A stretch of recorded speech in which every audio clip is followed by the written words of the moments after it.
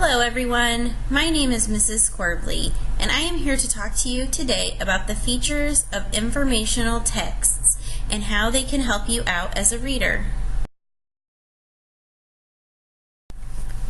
Before we get started, I want to be sure that everyone understands what an informational text is. I am referring to texts that are nonfiction, and the main purpose is to inform the reader on a particular topic.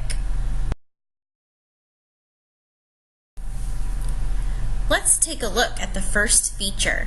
You will see three informational texts here. Do you notice what's circled? That's right, this is the title. The purpose of putting the title in large letters is so the reader knows what the topic of the book will be. Be careful though, because sometimes the title may only allude to the topic. Right now, I bet you could make some predictions about what these texts might be about. This feature may not look quite as familiar to you. This is called the deck. Sometimes people call it an introduction. It's often found in the text after the title, but before the first heading. It usually stands out by being in a different color or a different font. This feature gives you a brief overview of what you will read about. It gives you a little more than what the title did, but not as much detail as if you were to read the text in its entirety. This feature helps the reader become more interested in what they are about to read. Do you notice all of the bold words in this informational text? They all serve a purpose. First of all, we have circled the one, which is the title of the article. You will notice that it is the biggest and the boldest. The thick red arrow points to a heading. A heading is meant to tell the reader what this section will be about. This heading says Soccer Basics. That tells us that we're probably going to read some of the basic techniques involved in playing soccer. Below that, the thin red arrows point to some subheadings. These will still be about soccer basics because they're under that heading, but they will get a bit more specific. Types of plays, object of the game, field of play, and key rules to the game give us a little more information about which soccer basics we will read about.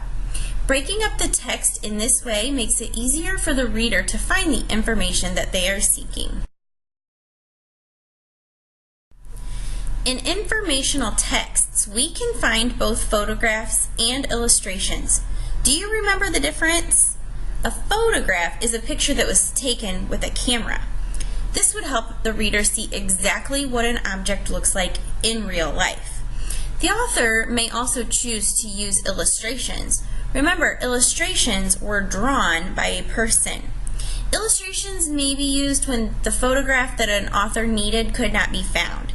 You should be able to tell the difference between a photograph and an illustration.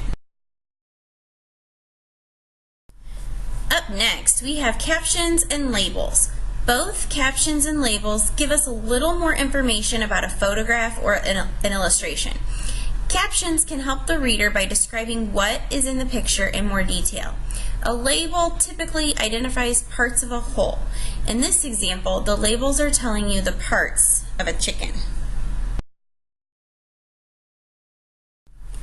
Diagrams can be very helpful to the reader in understanding the main text. For example, if the author was talking about the feeler of a ladybug, the reader could quickly glance over to the diagram and see what the feeler is. Diagrams are often sketches or illustrations that show you the parts of something. Here are some other great ways to see information. Charts and graphs are a visual way to see the information that an author is presenting. Oftentimes, the information that you will find in a chart or a graph relates to numbers or math. This feature shows it in a way that makes the reader able to see it easily at a glance.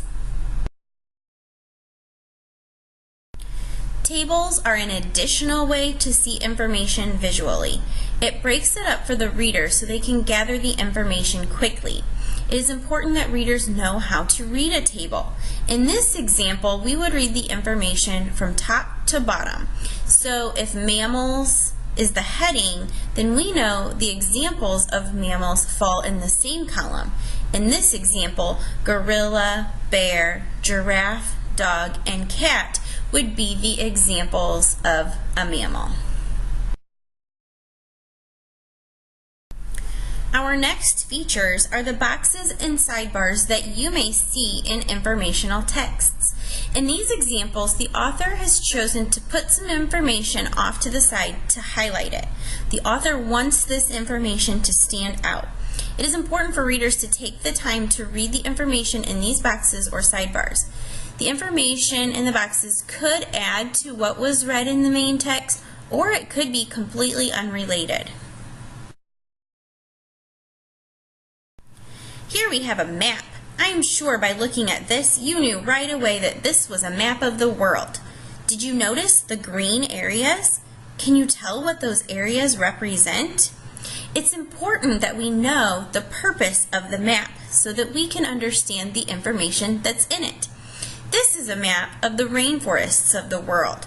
So everywhere that we see green, we will know that there is a rainforest there.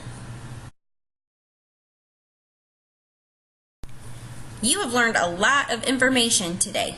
Just remember that the features of informational texts are there to help you as a reader.